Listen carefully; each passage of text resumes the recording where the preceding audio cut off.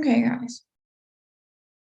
Remember that every class is recorded and we have a YouTube channel, right, where we upload every session. The link to the YouTube channel where you can find all the recordings of classes is in the description of the WhatsApp chat, group chat that we have. So whenever you miss a session, whenever you, for some reason, cannot attend, you can always catch up and review what we did that day, right? Or maybe you just want to review a little bit of something that's not so clear, you can always go there. So please don't forget to turn your cameras on.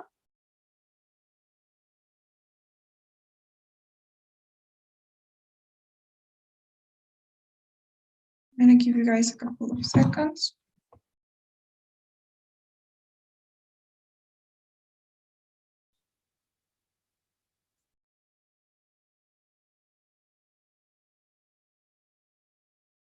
Okay, guys.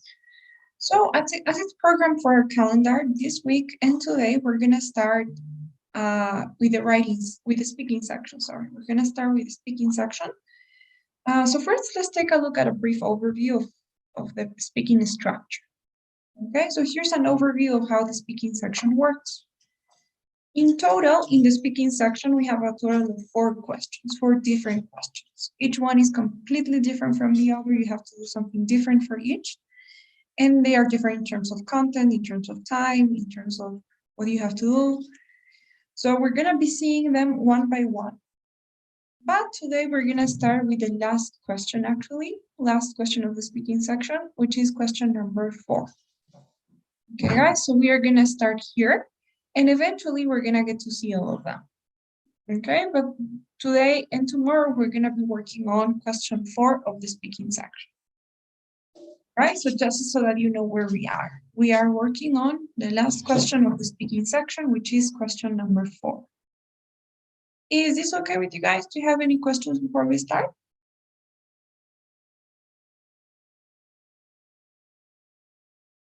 Okay. So question number 4 of the speaking section is an integrated question. Now, does anybody know what it means for a question to be integrated in a TOEFL test? What's an integrated or an independent question?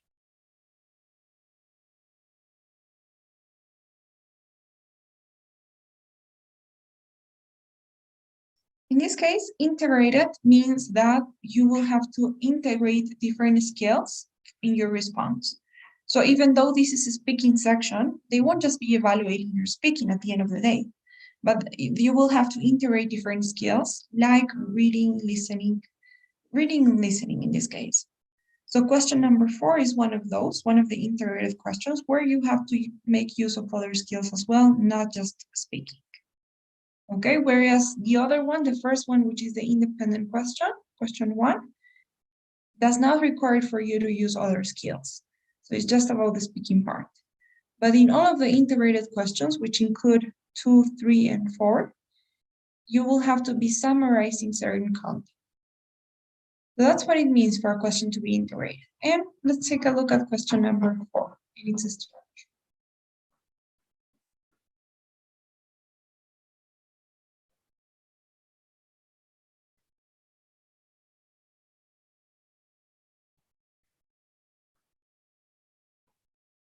Okay.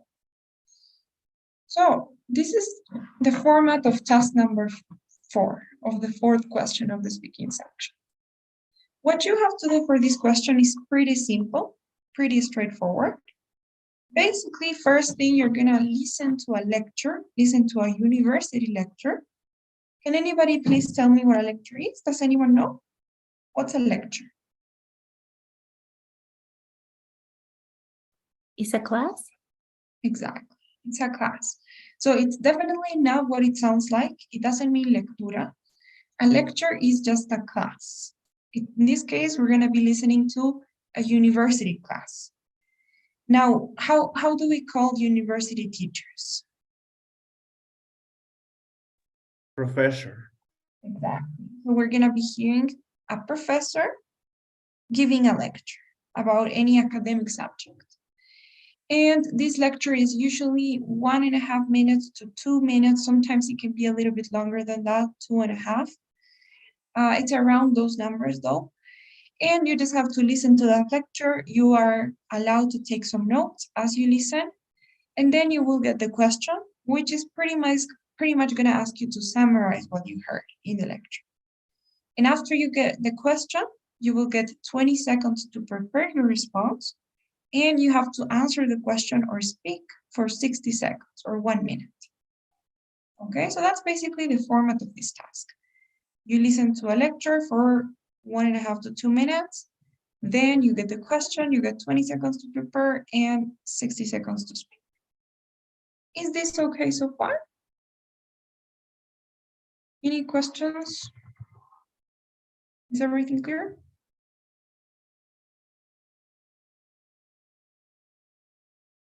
Okay, guys, great.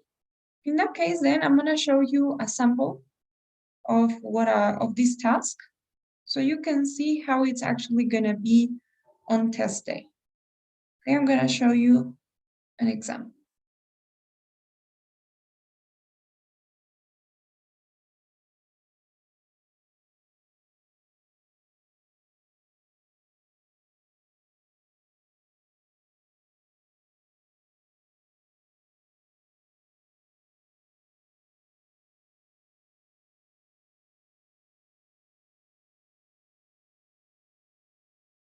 Okay.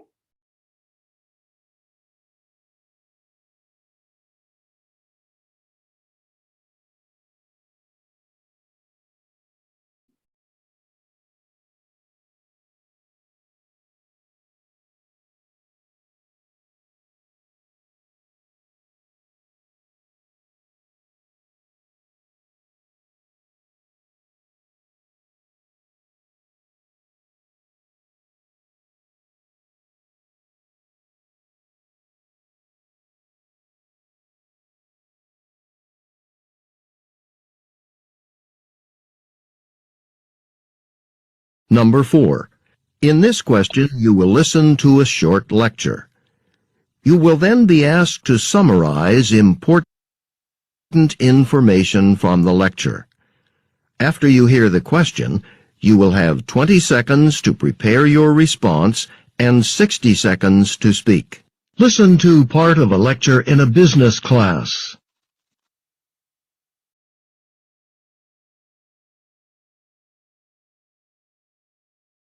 Okay. So basically, in the beginning, you get the instructions, right? Which are basically what I was telling you. For this question, you listen to a lecture, and then you will be asked to summarize important points from the lecture. And then the lecture is just gonna be played, and you will have a picture on your screen, right? Like we do here. So let me make this bigger.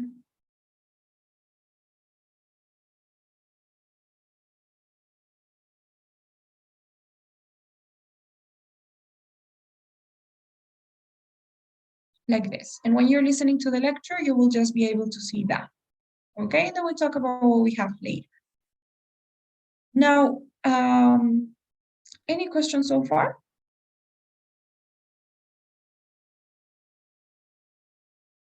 Okay. Now hear me out. This is the most important part about this task. And this is something that I really like about the TOEFL test in general, and that I'm constantly saying. The good thing is that it's very predictable in terms of its format. You always know what to expect. You always know what to look for. You are always an active candidate when you're taking the test because you already know everything that's going to happen. You just know what to do already. So for this question specifically, the lecture that you guys are going to hear will always have the same structure. And this is the structure. So let's say that this lecture is about pollution, for example. Okay, so let's say that the professor talks about pollution. So in the beginning, during the first 30 seconds, around 30 seconds, it could be a little bit more or less than that. So during the first part of the lecture, you will have an introduction. And in the introduction, the professor will mention the topic. So in this case, pollution, let's say.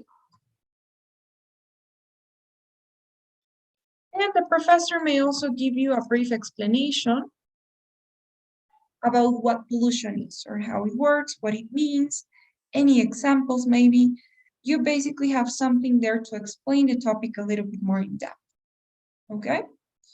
Now, one thing that I'm gonna ask you to do now, this is the best tip, the first tip that I'm gonna give you. When you guys are listening to this introduction, the first 30 seconds of the lecture, please do not take any notes, okay? Don't write anything down, please. You're just gonna pay attention to what the professor is saying there. And you're gonna try to have a good grasp of what the topic is. Just try to make sure that you get the main idea of the topic, and that's it. That's all you really need from the introduction. Okay, guys, but you do not take any notes from that part. And then you will notice that the professor is always gonna break down that topic into two different subtopics, two different unities, or two different divisions, if we can say. So you will always have these two divisions or these two subtopics that are going to be broken down from the topic. So for example, if we're talking about pollution, maybe as the subtopics, you will have two different types of pollution, or two different causes of pollution, or two different effects of pollution. I don't know, but you always have two different subtopics. So let's say that maybe you have two different types of pollution. So type number one is going to be, let's say, water pollution or water contamination. And then after the subtopic, again, you have a brief explanation of what that subtopic is. So what is water contamination? They're going to explain it there in the subtopic, right? Or sometimes you have a definition as well. And after the subtopic, after the first subtopic, the professor is always going to give you an example of what the professor just said. So here you will have an example of water contamination. So maybe the professor will name a specific river. So the Colorado River, for example, and then we will have an example of this subtopic. And same thing will happen for the second subtopic. So let's say that the second type of pollution is air pollution, okay? So in that case, it'll be exactly the same. The professor will give you another example illustrating air pollution. So maybe the professor will start naming, I don't know, a couple of I don't know, chemicals or, I don't know, air particles, whatever it is that pollutes the air, right? And you will have a few examples here. So basically, that's it. That's the structure of the lecture. That's always going to be the structure of these lectures. It's never different than this. You have an introduction where you have the topic, and you have two subtopics and two examples. One example per subtopic.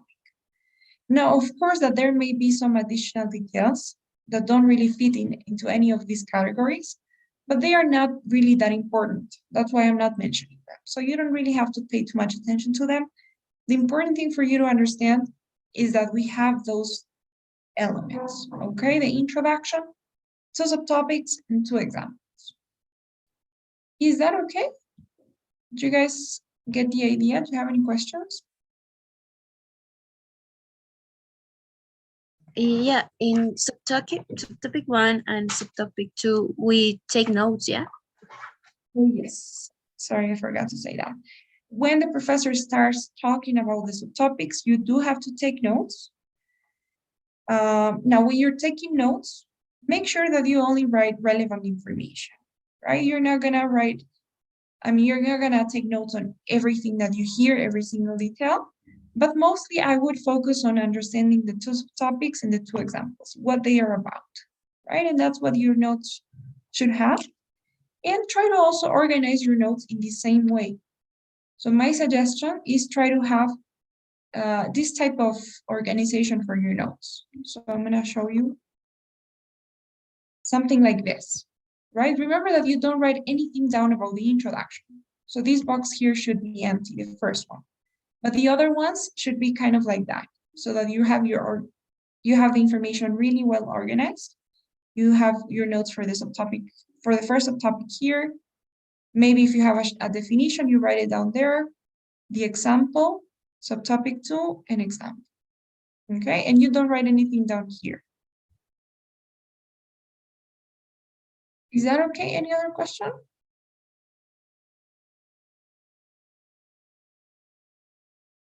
Yes, please, I do have a question. Amy, go ahead. In the reading section, as far as I know, we can go back to the text. So my question is, in this specific task of the speaking section, can we hear the lecture more than one time or just one? Okay, great question, Amy. So actually, no. In the reading section, it is true that you can go back, you can skip some questions, you can jump around. But here in the speaking section, you'll only get to listen to the materials, to the audio materials once. So it's just one time that they're gonna play it and then right off to the question. Okay, thank you. Sure. Any other question?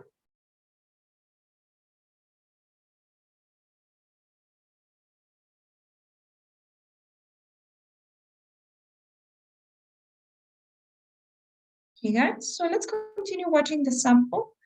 I'm gonna now play the lecture and I'm gonna ask you guys to take notes. Now, another thing that I wanted to say, when you guys are taking notes, make sure that you practice, and this goes for the entire TOEFL test, right? Because you will have to take notes for the listening section, the speaking section, the writing section, and you can even take notes in the reading if you want, right? But for the listening, speaking, and writing, you will be taking notes. So the advice is make sure that you practice realistically. That means that you have to already have an idea of where you're taking the test. If you guys are gonna take the test at home, then you need to follow the instructions for note-taking, which basically are that you have to either use a whiteboard to take your notes with a water marker, or if not, you can use a transparent sheet and you can take notes there, but you're just supposed to have one of them and you have to be erasing your notes constantly. Okay, and if you guys are gonna take the test in a test center, then make sure that you also take notes the way that you will in a test center, which is, a normal piece of paper and a pen. Well, there's not much to say there, but just make sure that you never ever type your notes, right? Because that's something that you won't be doing in the actual test. And believe it or not, that also has an effect on the way that, on your understanding, on your speaking, on everything, right? Because it's different to take notes by hand than to type your notes. So that's the second tip that I'm gonna give you guys. Is it okay? Any questions before we listen to the lecture?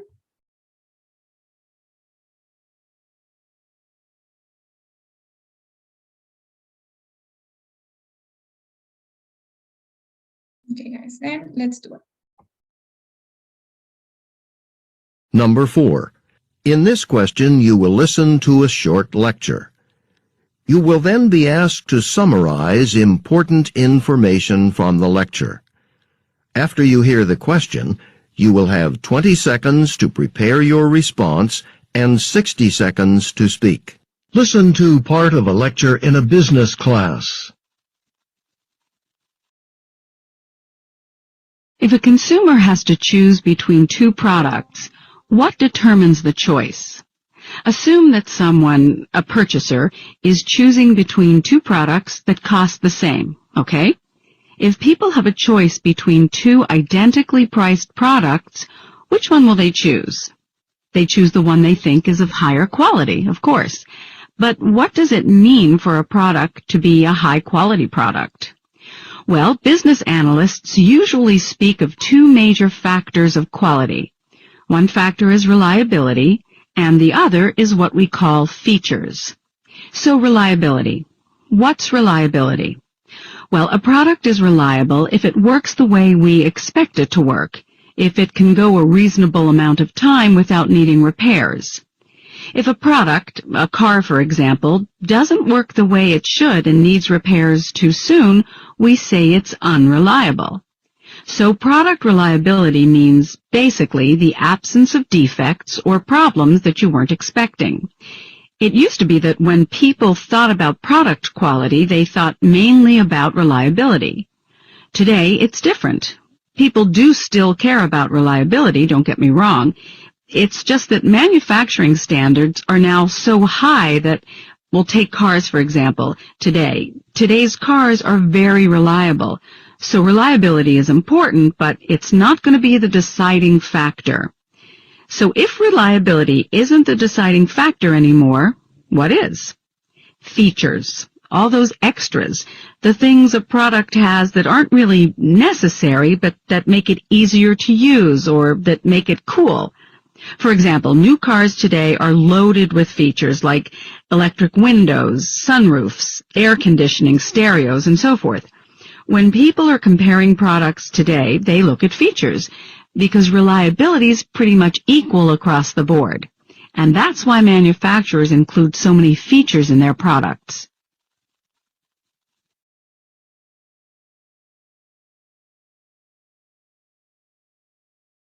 Okay, guys, so that was the lecture, okay, about, it was a lecture in a business class, right? So let's discuss a little bit what the lecture was about. But before we do that, remember how I told you not to take any notes about the introduction, about the topic itself, and only focus on the two subtopics and two examples? Now, the reason why I told you that is because many times you will have pretty long introductions and you have a lot of unnecessary and irrelevant information there that you do not really have to mention in your response. And a mistake that a lot of students make is spending too much time in their introductions. So I want you guys to avoid making that mistake. So what we're gonna do is, after you hear the lecture, then they go to the question. So this is the question in this case. The question says, or maybe can somebody please read the question?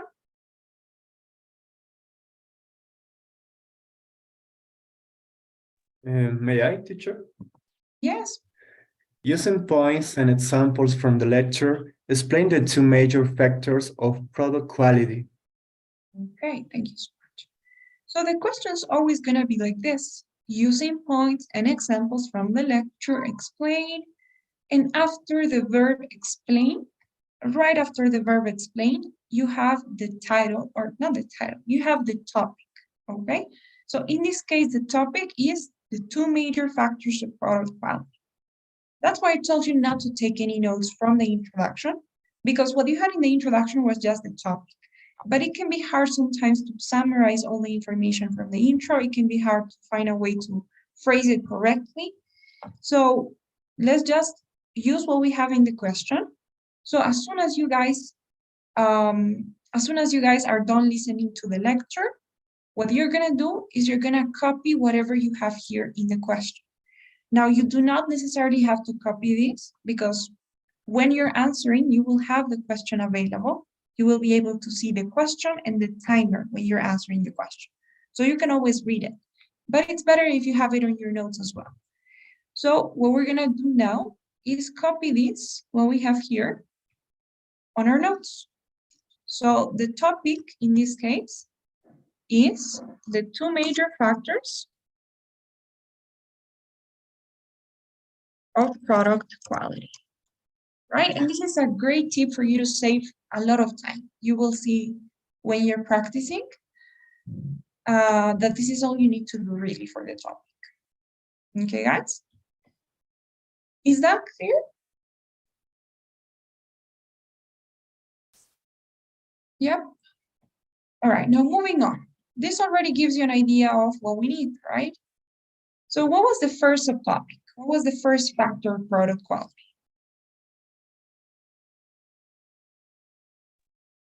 Mateo? Reliable product. Okay, Mateo, do you agree? Yeah, also reliability. Yeah, reliability. Okay, Reliability. exactly. Reliability, right? So this is the first factor of product quality, reliability. And we also had a couple of definitions of that concept, right? So what is reliability, according to the professor? Is the absence of defects on the product. Exactly. It's the absence of defects on the product. Anything else you guys want to say? Here? Can be the expectations that we have about some product. Okay, good. When the product meets our expectations, right?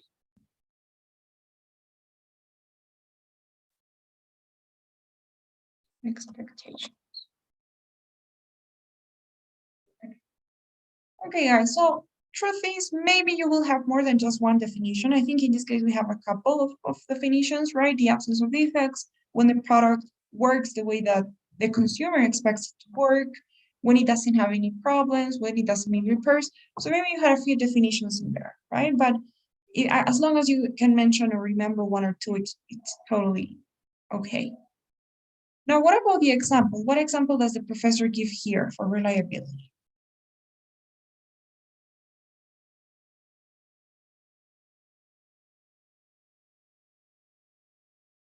About a car.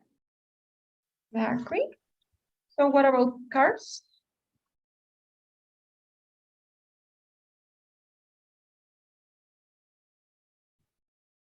That are able to use trustly. Okay.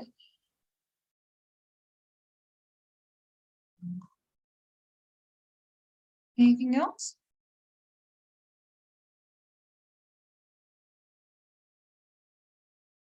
Rentable. I'm sorry, Mateo? Rentable. Rentable cars? Really? Are you sure? Durables. I'm sorry, who said? Durables. Durable? Okay, yeah. So yeah, it has to be a durable car, right? It has to, I mean, for a car to be reliable, then it doesn't have to need repairs too soon, right? It has to have a reasonable amount of time for duration. Anything else? Okay, guys, that's enough, I guess. You can always explain it, right? You don't have to have everything in the form of a transcript or your notes. You just have a couple of keywords that are gonna make you remember when you're speaking. You're not supposed to have complete sentences. Now, what about the second subtopic? What's the second factor? Features. Exactly. And what are features? They are the good qualities of a product. It talk about necessary or easy to use. All right. I guess, I mean, I remember those were unnecessary characteristics, right? Those are the extras that make the product cool. Exactly.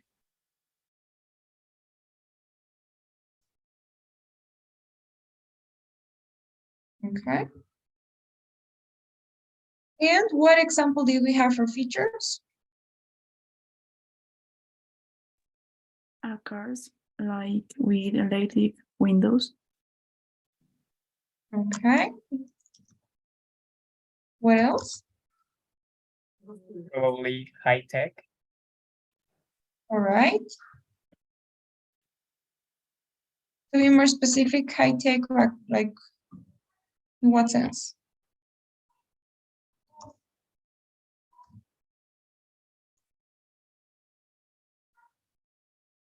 GPS high tech, maybe.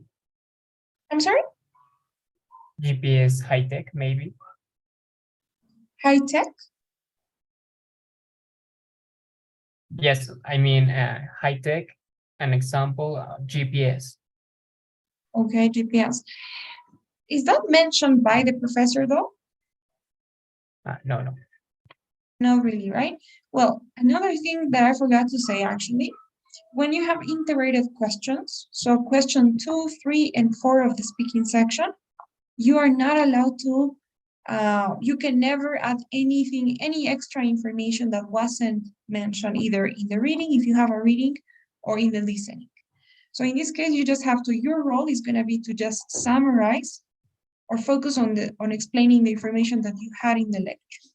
So you cannot give your opinion, you cannot add any extra information from your own knowledge. You just have to stick to what you heard in the lecture. So I guess high tech could be a way of summarizing it. So that's why I'm leaving it, but I don't know if GPS was mentioned. So what else was mentioned then?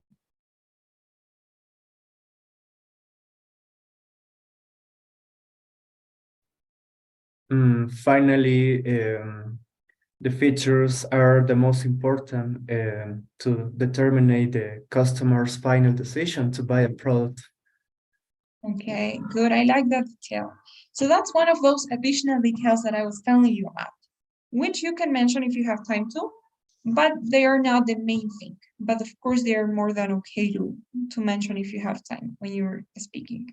So yes, features are now the most determining factor when a consumer is choosing what to buy, right? Because everything is reliable nowadays. All cars are reliable, so they gotta look at features to make the decision. Okay, guys. So this is just your notes, right? This is kind of how your notes should look like. Do you have any questions until this point?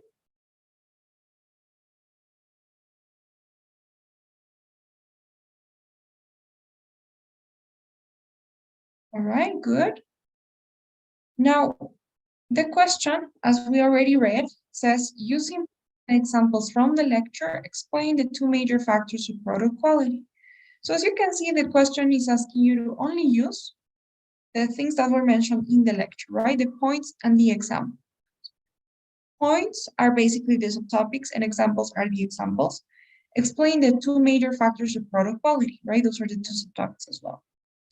So basically, they just want you to explain using what the professor talked about in his lecture. I don't know if it was a female professor in this case. Another thing, another tip that I can give you guys, as soon as you hear the professor speak, and this is really important, believe me, because like right now, I completely forgot if the professor was female or male. I honestly don't remember. Was it a she or a he? She did you. Okay, so it was a female professor. So as soon as you guys hear the professor speak and you realize that it's female or male, write down the pronoun in huge letters on your notes. So in this case, you would have to write down the word she, okay? Something big that you can see. Because you're focusing too much on the content, on the grammar, on your delivery, you're focusing on everything that you tend to forget this type of details, right? And then you don't know what to say. So write down the pronoun so that you don't forget and you're able to use it correctly when you're speaking. So in this case, she, okay? As soon as you hear the professor speak. So, okay, guys. Now, after you hear the question, you will have 20 seconds to prepare your response. During this preparation time, you may do different things, and this entirely depends on the student.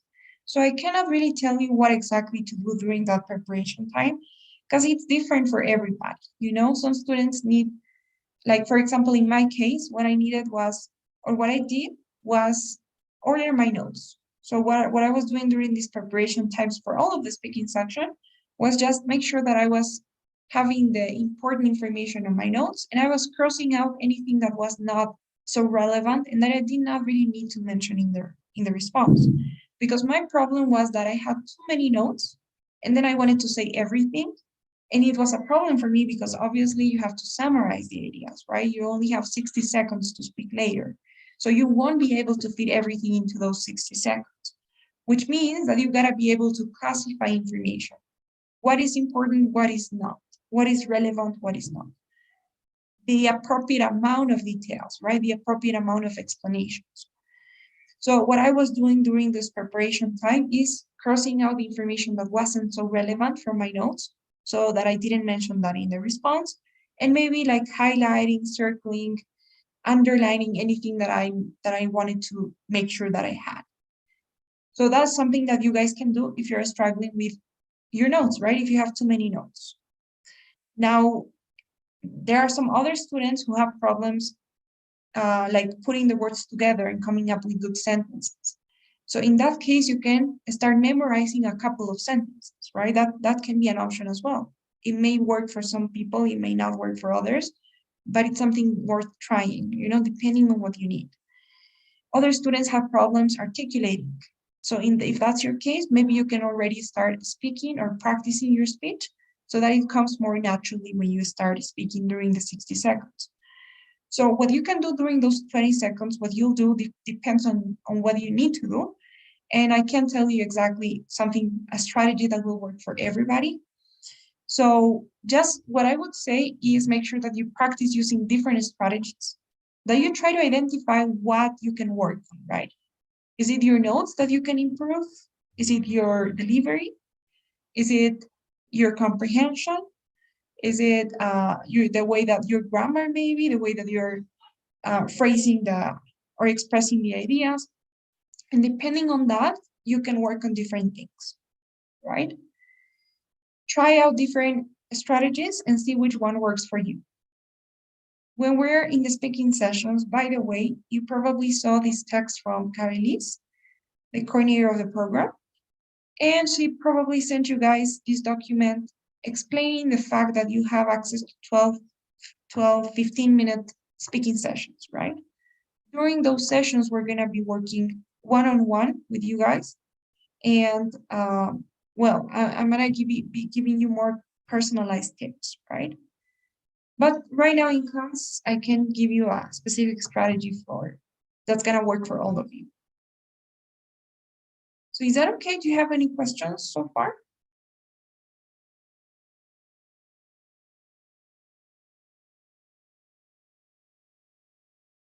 Okay. Now, what I can say and what we're going to do now is see what you have to do during those 60 seconds that you have to speak. Remember that they're going to start recording your response when the 20 seconds are over. Of course, you can see the timer. It's not going to be a surprise. You can see the time counting down, and then you will be given 60 seconds for you to speak. So what do you do when you have to speak? What do you do during those 60 seconds? Here's what we're going to do. We have a template. Now, since we have 60 seconds, the ideal way of managing the time would be to use 10 seconds for the introduction of your response, 25 seconds for the first subtopic, and 25 for the second subtopic. Okay, this is the ideal way of organizing your time. Now, if we analyze the elements that we have here in the template, first thing, we have a short introduction. So you guys need to give some context as to what the topic is, right? And in order to give this context, you're going to use what we had in the question. And that's why I told you not to take notes from the introduction and only copy what you had in the question. So in this case, you can use this phrase and say, the lecture discusses the two major factors of product quality, right? So what I said here is exactly what I had in the question. I'm not saying anything else.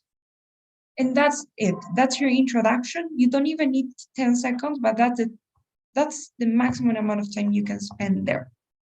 10 seconds is more than enough for your introduction. The lecture discusses the two major factors of product quality, right? Is that okay? Any questions?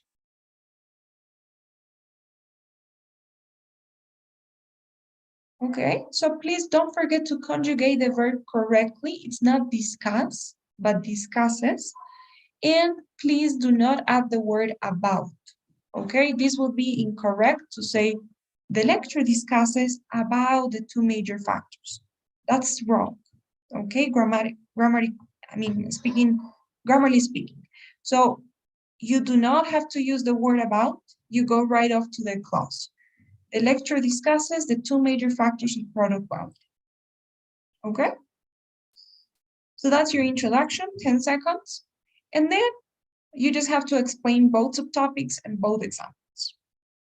Now, the only things that I could say that you need to make sure that you have in your responses, the first thing is make sure that you use some transition words or transition phrases, like this one here. So first, for instance, then, to illustrate, Furthermore, however, as a result, you need to make sure that you're using those transitions to structure your response, sorry, and to show vocabulary as well. Okay, so just try to use the ones we have here. And if you don't like these ones, that's okay. You can change them, no problem. What I always say about templates is what you need to make sure that you keep is the structure of the template, right? So you need to make sure that you have 10 seconds for your introduction, that you have the subtopic, the first subtopic first, and then the first example.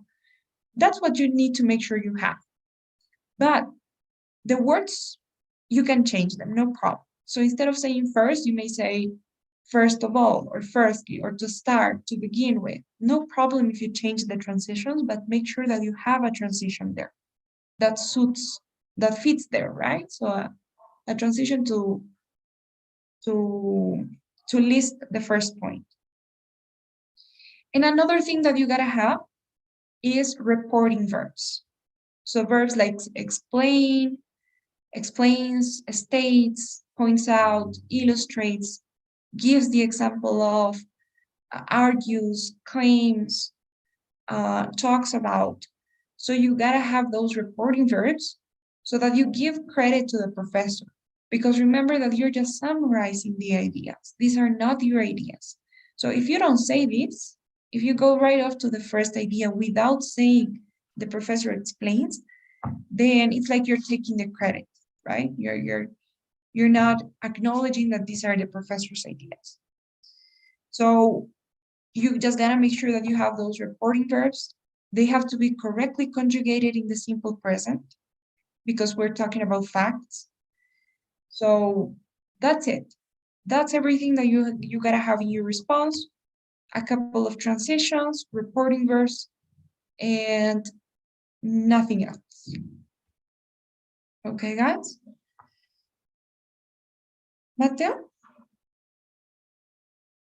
Teacher, I didn't understand something. It's about the audio that we listen, where we can listen again for, I don't know, more information, for example. I'm sorry, I couldn't understand your question very well. You said if we could listen again to the audio file? Yeah. Do you want to listen again now? No, when we start to do this exercise. Oh no, you can only listen to the audio file once when you're in the test.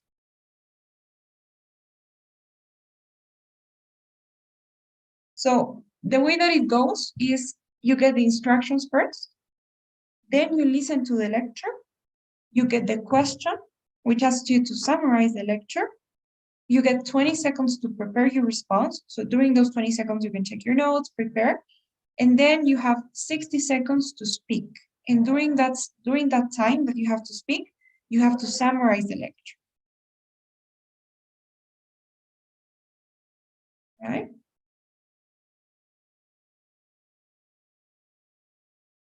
Is it okay, Mata? Did I answer your question? I don't know if that's what you meant. Yes, it's okay, teacher. Okay. Okay, guys. Any other question? Let me know if something's not clear. Please. Any other question?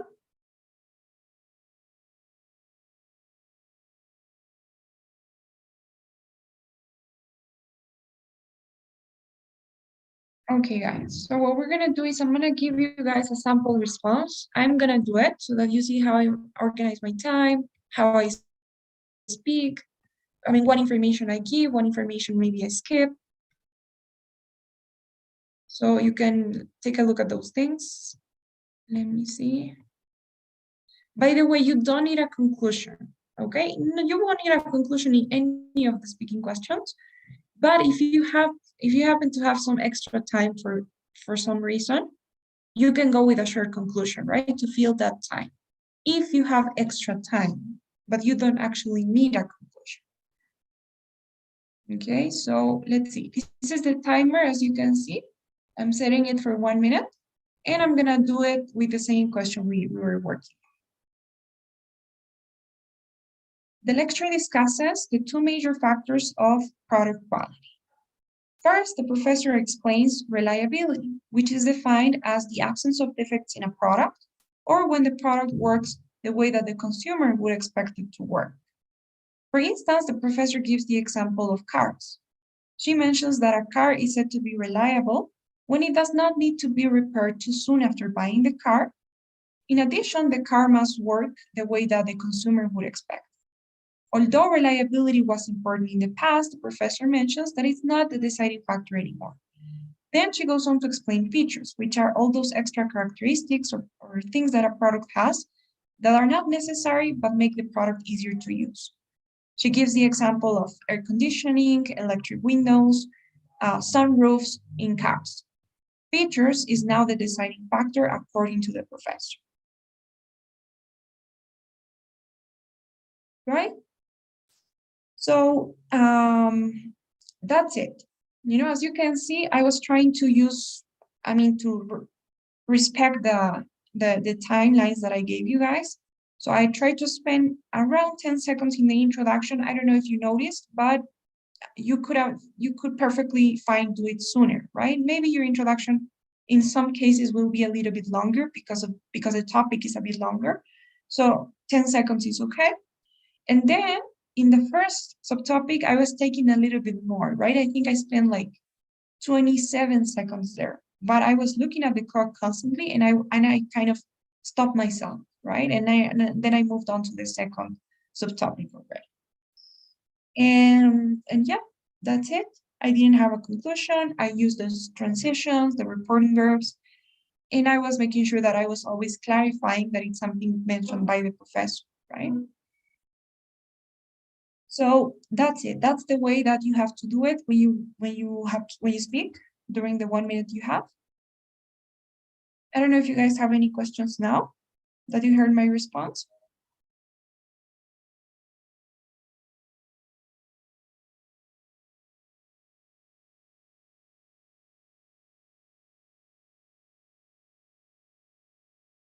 Okay, so as you can see, it sounds a lot like I'm a reporter, So I'm reporting what somebody said. So that's kind of the vibe here. You have to sound like you are a reporter and you're reporting something that you heard, right? So no questions there? Everything's clear?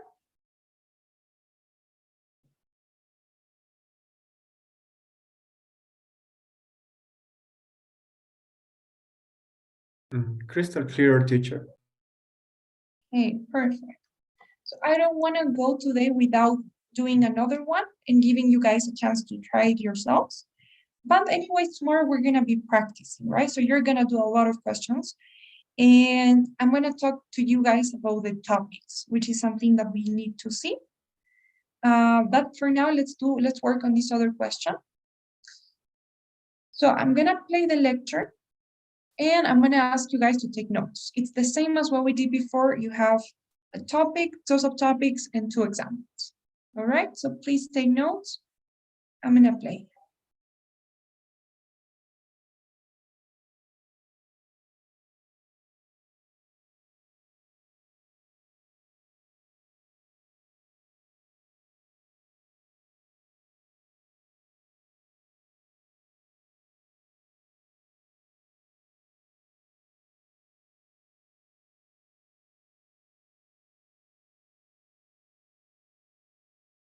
Now listen to part of a lecture in a psychology class. When people are in difficult situations, sometimes they experience feelings of helplessness or psychological pain. So what do? They unconsciously use strategies called defense mechanisms to protect themselves psychologically from their painful emotions. Let's say a woman has a pet dog. She's had this dog for a long time, and he's kept her company and guarded her for years, but one day he runs away. This woman looks everywhere and asks other people if they've seen her dog, but she just can't find him. Now, she feels helpless and sad because she misses her dog, so she'll unconsciously find ways to deal with her painful feelings. One defense mechanism she might use is fantasy. With fantasy, the woman uses her imagination. So instead of just feeling helpless and sad about her lost dog, she invents a happy story in her mind. She might imagine that a nice family found him and feeds him, and that he's really happy with them. She'll picture the dog playing, running around, having fun. Because of this fantasy, she doesn't have to feel sad about her dog running away. It's a fantasy. It's not real, but it keeps her pain away. Another defense mechanism she might use is what we call sublimation. Sublimation is different from fantasy because sublimation isn't about pretending. It's about turning negative emotions into something useful, practical. So the woman might start a dog training school. That way, by training dogs, perhaps she can help prevent other people's dogs from running away like hers did. In other words, with sublimation as a defense mechanism, the woman redirects her negative feelings about losing her dog into a positive, constructive activity.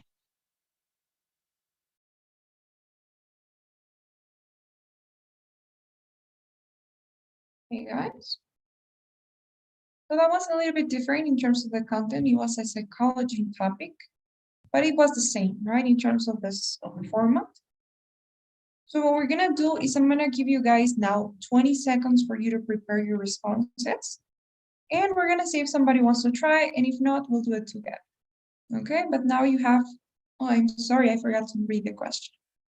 The question says, using points and examples from the talk, describe the two defense mechanisms mentioned by the professor. Now I will give you 20 seconds for you guys to prepare your responses.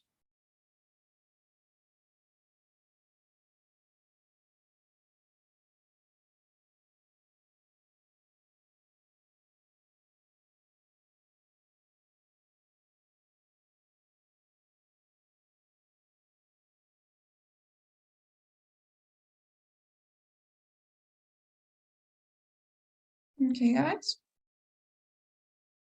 So, is there anyone who wants to try? I can show you guys a template if you want.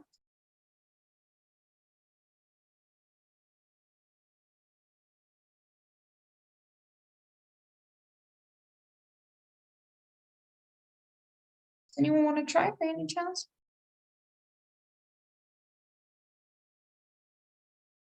I can try, Andrea. Okay, Betsy, great. Go ahead. Okay. The lecture discussed two different mechanisms mentioned by the professors. First, the professor explains about the fantasy, and which is when use the imaginations. For instance, she talks about the woman has missed her dog, and she felt painful feelings, and she used the imaginations, and she imagined a story where she was happy with her family and her dog. And the other, and then she goes on to explain about the sublimations, and it's different that imaginations. It pretend to react the negative emotions. And to illustrate, she gives the example of we use different things about the help of their dog and other things related. Okay, well done, Betsy. Not bad to be your first try. It was really good.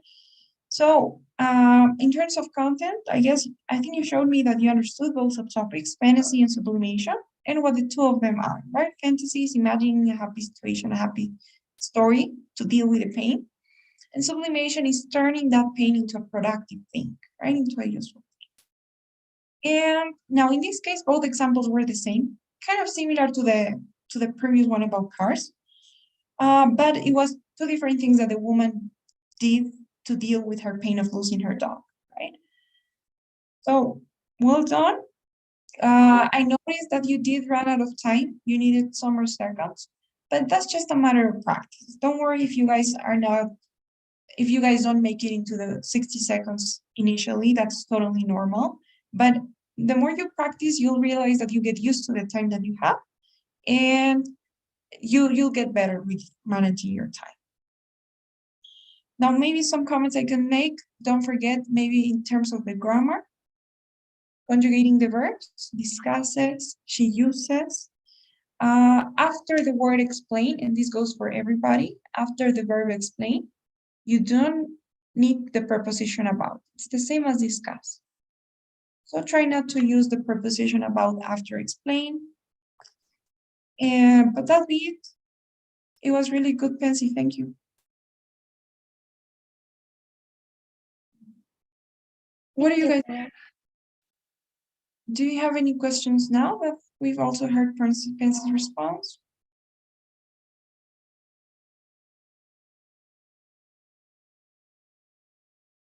Everything clear?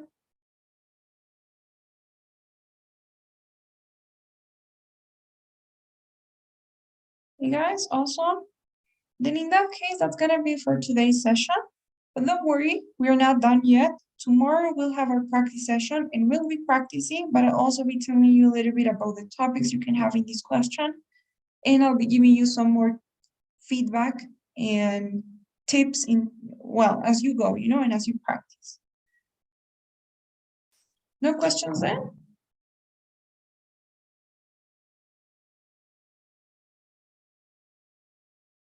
And please don't forget today's survey, and I will see you guys tomorrow in class. Thank you, Andrea. Bye-bye. Bye, guys. Bye, Andrea. Thank you. Thank you. Bye. Thank you, Andrea. Have a Bye. good night. Thanks. Bye-bye.